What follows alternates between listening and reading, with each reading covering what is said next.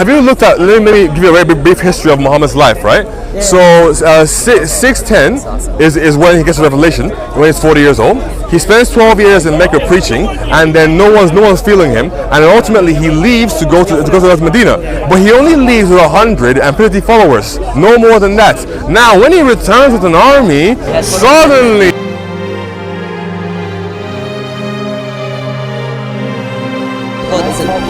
Arabic is not like English. God is a very, like for you guys, the way that your priests or your teachers or the church might tell you that Jesus is God, because we've been brainwashed to use the word God so loosely. Before that, paganism, God of the sky, God of this, God of that.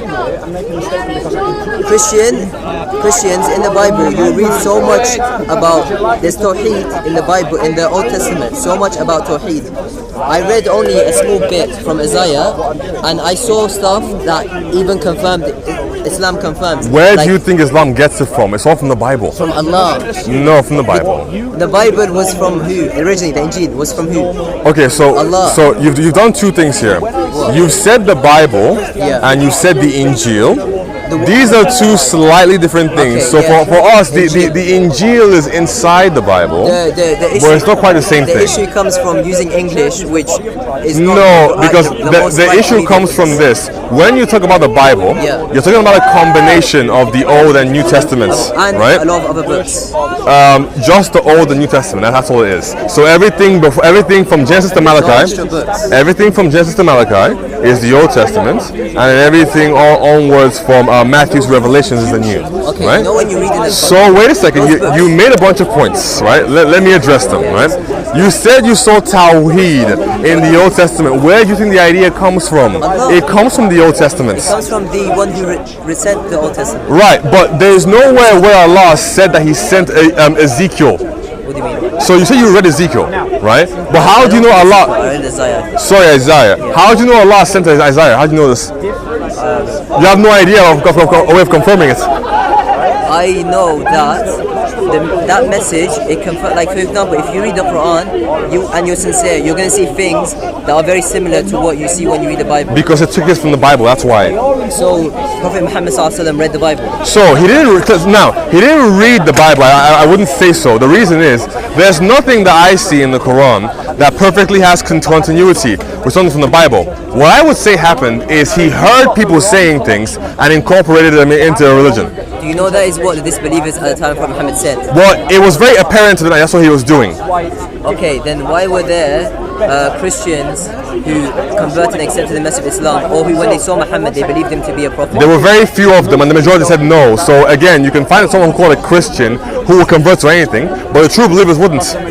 So you're saying that the Christian converts to Islam aren't true believers? Yes. Okay, I would tell you that the Christians converts to Islam, all they did, they saw a prophet whose speech confirmed what they were taught by their priests, and they were waiting for a prophet. So no, they weren't, because Jesus Christ didn't tell us to wait for prophets. So if they were Christians and they believed in Jesus, they wouldn't be waiting for anybody. The Christians you need to prove that, and you can't because you don't have it, right? The Christians that witnessed Muhammad, yes, weren't following the books and the Bible that is read today. Then they were heretics. No, because they weren't reading English Bible. Okay, so don't forget that from the very first century. Yeah, but that's fine. Paul went to Arabia. From the very first century, the gospel has been in Arabia. That's fine. Not in English. Not what you have today. Yes, not in English. English is a new language, right? Yeah. But again, the Bible is literally in about 3,000 languages. Right? From the very first century, it was absolutely fine to have it translated in Coptic, in Amharic, in Latin, in Greek. It was all good from the very first century. So effectively, whatever they had back then, if there was truly Christians who somehow had a gospel where they were expecting another prophets after Jesus Christ, then they were heretics. So they were Christians. So did Jesus Christ say that he's the final prophet? So Hebrews 1 verse I think 1, Hebrews 1:1 and 1:2 says the following: that in the old days God spoke to us through prophets. But in the final days, he has spoken to us through his Son. Within no. Listen very carefully. That's already Within Christian history, we understand that the last prophecy or revelation with God ended with the death of John the Apostle around 100 AD. So after John, there will be no more new prophets who will come and give revelation. Okay, let's which is why Mani from the 2nd century isn't a prophet. Anybody else who popped up claiming to be a disciple of Jesus or John isn't a prophet, and then Muhammad wouldn't count either. Okay, so Could I just ask, if Muhammad copied the entirety of the Bible, Did I say that? Not the entirety. If he copied what he believed or the things that he revealed from the Bible, why didn't he just copy all of it? Okay. Why did he make so many contradictions? If you copy the Bible, then you have to be subject to the Bible. If you take parts of it, you can legitimize yourself with those parts and then add your own rules and regulations that benefit you only. okay, How does praying 5 times a day benefit just him? Okay, if you pray 5 times a day, then you don't really have much time to do a lot of other things. It's a way of keeping people in Praying check, doesn't take that much right? time, sorry. It's a way of keeping people in check and keeping them together and keeping them in uniform. If you go to the military, there are practices that you have to do every day multiple times. For example, changing your gun, reloading it, and so why do it? Because with repetition and practice, you can keep people online. Okay, he wasn't a ruler though. Yes, he was.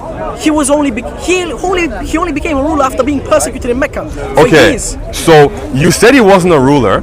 I said he was, and you said he only became one later. So what? He was still a ruler. Okay, why did he come up with that ruler then? Why didn't he come up with the ruler after he became a ruler? Have you looked at? Let me give you a very brief history of Muhammad's life, right? Yeah. So 610 is when he gets to Revelation, when he's 40 years old.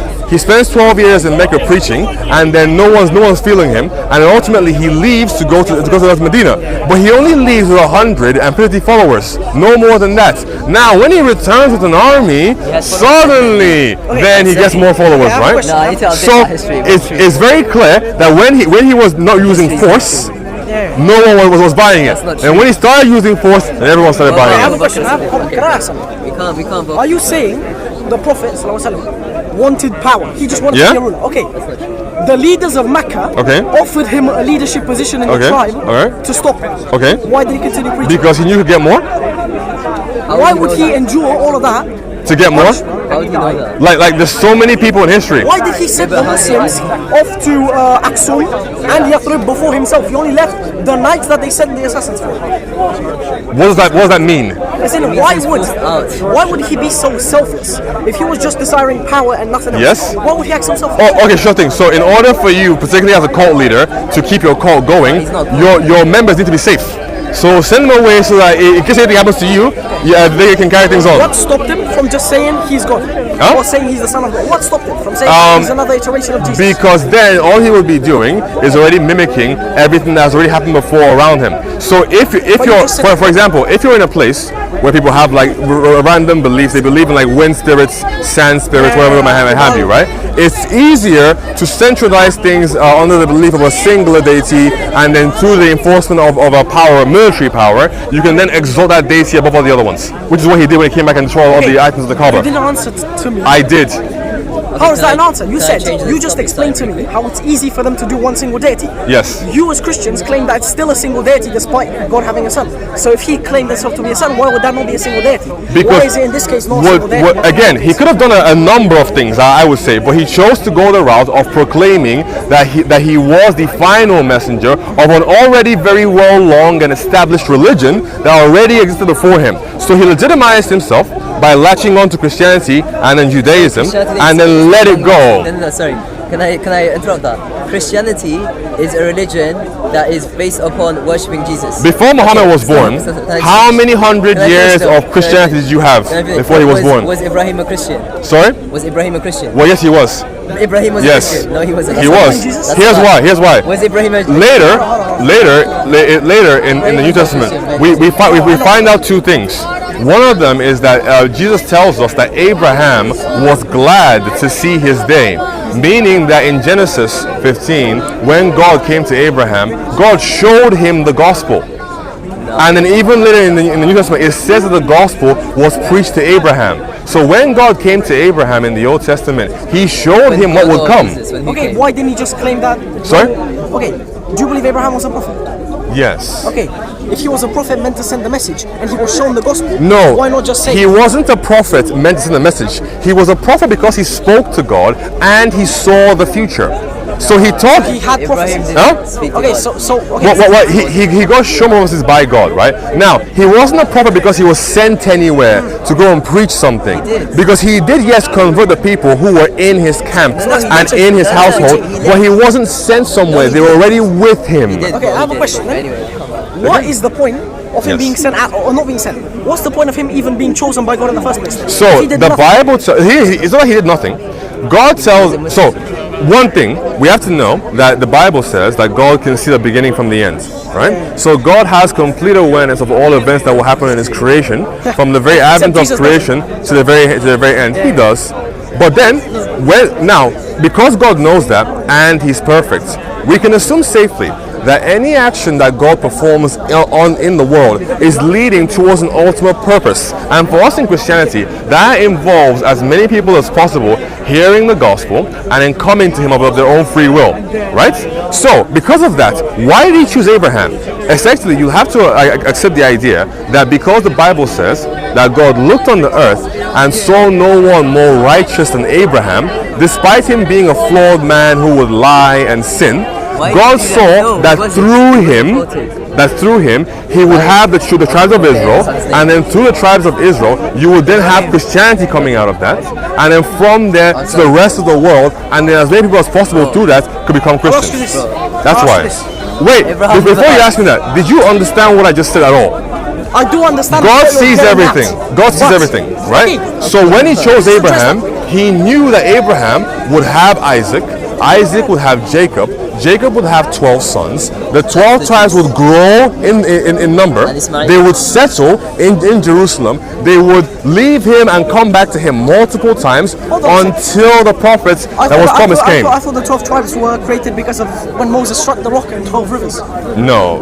So Moses descends from one of the 12 tribes already. He's from the tribe of Levi. So way before Moses, there were already 12 tribes. No, but didn't you just say, hold on, was Moses before Abraham? No, it was after Abraham. After, what's his name?